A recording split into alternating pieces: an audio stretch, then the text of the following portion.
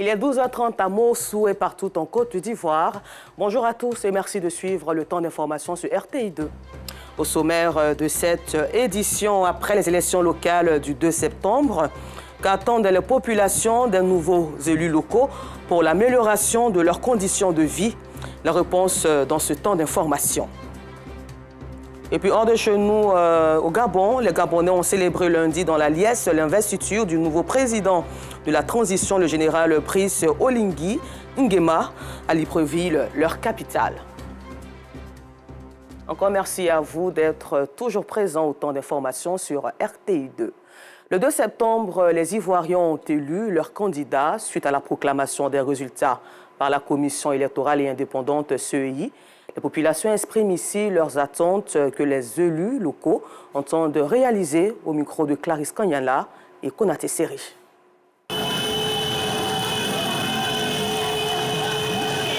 C'est l'ambiance qui a régné dans des QG, des candidats au municipal dans la nuit du dimanche 3 au lundi 4 septembre dans le district autonome d'Abidjan. Et ce, après la proclamation des résultats par la Commission électorale indépendante, CEI. Les candidats en joie entendent multiplier les actions de développement. Mon programme, c'est la continuité. Nous avons commencé, nous allons continuer. Développement, les infrastructures, la santé, l'éducation, surtout la jeunesse. Tout ce que nous avons engagé pendant ces 5 ans qui viennent de finir, que nous n'avons pas terminé, nous allons aller encore plus loin pour le finaliser. Surtout les jeunes, pour les femmes, aller encore plus loin, c'est renforcer leur autonomisation par la mise en place de fonds. Et pour l'environnement, c'est la même chose, nous allons continuer d'assainir l'environnement. Cette victoire, je pense que mon équipe et moi, nous l'avons méritée. Nous avons couru à gauche à droite. Notre bilan parlait par lui-même. Et notre programme qui va continuer et progresser au fur et à mesure, nous espérons que nous allons nous mettre à disposition des administrés de Cocody et que nous pourrons mieux le servir pour ce deuxième mandat. Les populations, quant à elles, attendent beaucoup des élus locaux. Des attentes qui diffèrent d'une commune à une autre. Ici à Djamé, j'aimerais que ce que le maire fasse pendant les 5 ans à venir, qu'il essaie de voir un peu pour la jeunesse de Djamé. Voilà. Il y a plein de jeunes qui sont là. C'est vrai, l'emploi jeune qui est là, il a fait des mouvements là-bas pour les jeunes. Mais j'aimerais qu'il fasse plus qu'encore dans les 5 ans à venir. Qu'il fasse ce qu'il a dit. S'il a dit de faire le développement de Cocody, on attend tous. Aujourd'hui, il y a des jeunes qui sont dans les rues sans emploi. Voilà, il peut aussi venir tendre la main aux jeunes qui ont besoin de travaux. Dans l'ensemble, les écoles pour nos enfants et puis les terrains de basket pour la jeunesse de Cocody, c'est tout ça pour leur bien-être et tout ça. Donc c'est ce qu'on souhaite que le maire fasse. Le Rassemblement des oufoutistes pour la démocratie et la paix, RAGP, a remporté les élections dans la plupart des communes. Les élections locales se sont déroulées dans l'ensemble, dans un climat de paix partout en Côte d'Ivoire. La proclamation des résultats se poursuit. Et concernant toujours ces élections locales, le président de la Commission électorale indépendante CEI, Coulibaly Kubiart Ibrahim, a annoncé au terme de la proclamation des résultats des élections couplées municipales et régionales hier lundi 4 septembre 2023 un taux de participation de 44,61% pour les régionales et 36,18% pour les municipales. La 10e édition de la Journée nationale de l'excellence se déroule présentement au palais présidentiel, en présence du couple présidentiel et plusieurs autorités. Il faut souligner que ce sont au total 83 prix qui seront décernés ce mardi 5 septembre. Au chapitre éducation, l'établissement Gina School a récompensé récemment les meilleurs élèves pour leur acharnement au travail. La cérémonie marquant également les festivités de fin d'année avait au menu diverses prestations artistiques ainsi qu'une démonstration du savoir-faire des apprenants en présence de Maïssa Kogay. Au total, 4 élèves du grade 12 de l'établissement Gina School ont reçu leur diplôme de fin de cycle.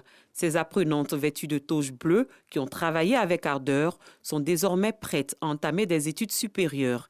Elles ont été récompensées, à l'instar d'autres élèves allant en classe supérieure, à la faveur des festivités marquant la fin de l'année scolaire. Nos élèves ont réussi et ont leur diplôme et vont partir à l'université. Ils ont beaucoup appris, ils ont appris surtout à travailler par eux-mêmes et ils seront capables à l'université de vraiment s'en sortir. C'est toujours un plaisir de voir qu'il y a un résultat à la fin. Avec tout ce qu'on traverse chaque jour avec les enfants. L'éducation, c'est un travail de chaque jour pour les parents, mais aussi pour les professeurs et la direction qui est toujours derrière, l'administration. La cérémonie de fin d'année a été marquée par des prestations musicales, de danse et de chant. C'était aussi l'occasion pour les élèves de démontrer leur savoir-faire en matière de sciences.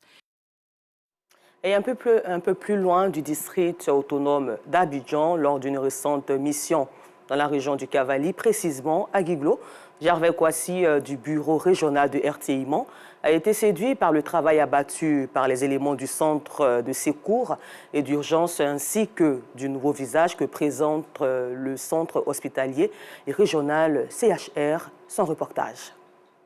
À l'instar des autres capitales régionales, la ville de Guiglo dans le Cavali dispose d'un centre de secours et d'urgence qui abrite les sapeurs-pompiers civils qui ont pour mission prévenir les sinistres et autres risques, mais aussi assister les victimes. Il faut dire que nos domaines d'intervention sont multiples. Tout d'abord, à commencer par les accidents de circulation, les incendies, la protection des biens et de l'environnement, les secours à personnes, les assistances à personnes. Bon, les cas les plus fréquents ici à Guiglo pour lesquels nous intervenons, c'est généralement les cas d'accidents de circulation. À cet effet, le centre dispose de matériel adéquat. Il faut dire que nous avons assez de matériel. Tout d'abord, à commencer par l'engin en question, les engins en question. Quand je parle des engins, d'abord chez nous, l'ambulance. Chez nous, on appelle ça le VSAV, les véhicules de secours à victimes. À la suite de cela, nous avons encore le VPSI, véhicule de premier secours incendie. Et nous avons un véhicule de liaison également. À l'intérieur du VSAV, nous avons, à commencer par le brancard, nous avons les colliers cervicaux, nous avons le sac pompe secours qui contient beaucoup de matériel tel que les sparadraps, les bétadines, tout ça à l'intérieur. Soucieux du bien-être des administrés, les sapeurs-pompiers font ce plaidoyer. Les incendies, avec le véhicule que nous avons présentement, on arrive à faire le minimum. Mais nous souhaiterions vraiment avoir, c'est-à-dire un engin d'incendie d'une grande capacité, soit le FPT ou bien la citerne. Nous avons besoin d'un deuxième véhicule de secours à victimes pour intervenir. Parce que souvent, quand le VSAV sort, par exemple, pour aller en intervention, on nous alerte encore pour une autre intervention. On est obligé d'attendre à ce que la première intervention finisse avant d'aller maintenant sur le site de la deuxième intervention. Donc ça nous crée beaucoup de problèmes. Donc ce côté, il faut dire qu'on a les engins, mais il nous en faut plus encore. La présence des sapeurs-pompiers à Guiglo est applaudie par l'ensemble des populations de la région du Cavali. Dès qu'ils sont venus, les gens ne meurent pas comme ça dans les maisons, dans les rues. Quand il y a les accidents sur la route, aussitôt les sapeurs-pompiers les envoient. Sans prendre même 5, sans prendre 5 francs. Sans prendre 5 francs. Et depuis les sapeurs-pompiers sont venus à Guiglo, en tout cas, quand il y a un cas d'accident comme ça, en tout cas, d'ici on a dit 2 minutes, ils sont déjà là. En tout cas, ça va. Avant, les gens qui étaient loin pour venir à Guiglo. Mais actuellement, ça va. On remercie beaucoup Dieu. En tout cas, ils font un bon travail à Guiglo ici. Secourir, c'est bien, mais prendre en charge les victimes, c'est une autre paire de manches. C'est en cela que Guiglo se félicite du nouveau visage de son CHR. On est passé d'un centre hospitalier régional de nom à un véritable centre hospitalier aujourd'hui, avec une extension de nouveaux services, des services qui vont bénéficier d'équipements de dernière génération et qui vont permettre d'offrir à nos populations des services de qualité. On aura un nouveau service d'imagerie médicale avec un mammographe qui va permettre de faire le dépistage du cancer du sein. On passe de 70 lits à une capacité aujourd'hui de 120 lits. On passe d'un bloc aujourd'hui à 2 blocs. Un bloc pour la chirurgie générale, et un bloc exclusivement dédié à la gynéco-obstétrique. Aujourd'hui, on a un service de réanimation qui aura une capacité d'une dizaine de lits, ce qui n'était pas le cas auparavant. Aujourd'hui, on passe à un service d'analyse médicale anciennement appelé laboratoire, avec un équipement qui permet de réaliser 2 fois plus d'examens que par le passé. Donc c'est tout cela qui permettra d'améliorer la prise en charge ici à Djiglo. Tous sommes des potentiels patients. C'est pourquoi la rénovation du CHR de Djiglo réjouit plus d'une personne. Encore plus agrandi, avec des locaux très accueillants. Tout est bien structuré, bien établi, quand on vient. En tout cas, tout est bien détaillé et bien organisé surtout. Quand on vient, les aides-soignantes, tout le personnel est à notre accueil et puis on nous indique, on nous reçoit convenablement, vite pris en charge. J'apprécie les travaux que le gouvernement a fait là, vraiment, c'est très bon, très bon. Il y a eu assez de changements. Quand les patients viennent, en tout cas, ils sont beaucoup pris en charge. En tout cas, c'est très bon. Djiglo, à l'image de tout le pays entier, est au diapason du développement. Et toujours dans le Grand Ouest, l'ONG Génération Femmes du 3e millénaire, JFM, poursuit son combat pour la restauration du couvert forestier et sensibilise la population à s'investir dans l'agroforesterie. Mamadou Kwasi. Paul, village situé au pied du Mont Nimba, souffre de la déforestation. Les nombreuses plantations d'EVEA, de café et de cacao, ainsi que les cultures de manioc, ont dévasté sérieusement la forêt dense de cette partie de la Côte d'Ivoire. Les populations s'inscrivent désormais dans l'agroforesterie. En plus des cultures pérennes, elles pourront planter des arbres. Et pour cette technique, différents types de plants sont recommandés. Il est conseillé vraiment de planter des arbres fruitiers tels que les apis, tels que les petits coulas, voilà, tels que les ivengia. Voilà. Donc tous ces plants-là, toutes ces espèces-là sont des espèces agroforestières. Et à la longue, le planteur qui aura accepté de pratiquer ce système de culture-là pourra non seulement bénéficier de ses revenus en vendant sa production cacaoyère, mais également en récoltant les fruits de ces arbres fruitiers-là.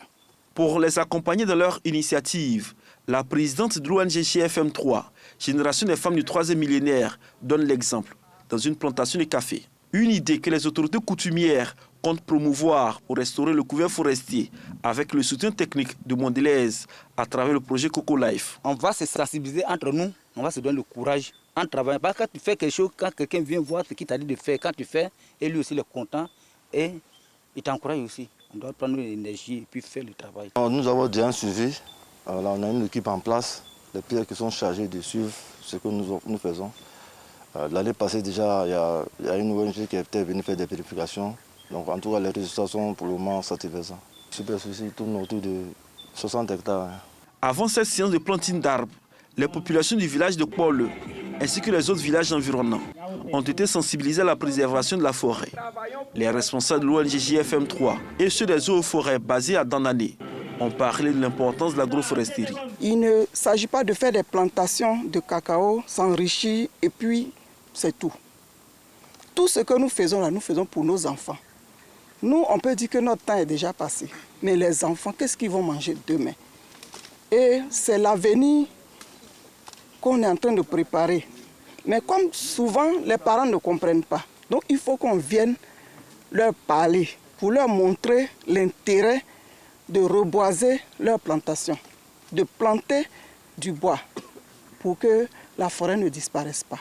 L'ONG Génération Femmes du 3e millénaire intervient dans plusieurs régions de la Côte d'Ivoire sur diverses thématiques, entre autres l'autonomisation des femmes, la protection des enfants, la lutte contre les fistules obstétricales ainsi que la lutte contre la déforestation. Nous vous le disions en titre, hors de chez nous, les Gabonais ont célébré hier lundi dans la liesse l'investiture du nouveau président de la transition, le général Brice Oligui Nguema, à Libreville, leur capitale. Ils espèrent que son arrivée et la transition qu'il a annoncée signent la fin de l'asphyxie.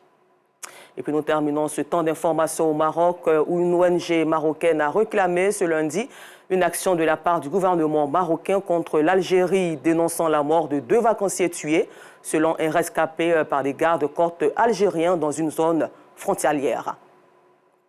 Encore merci et bonne suite de programme sur RTI2.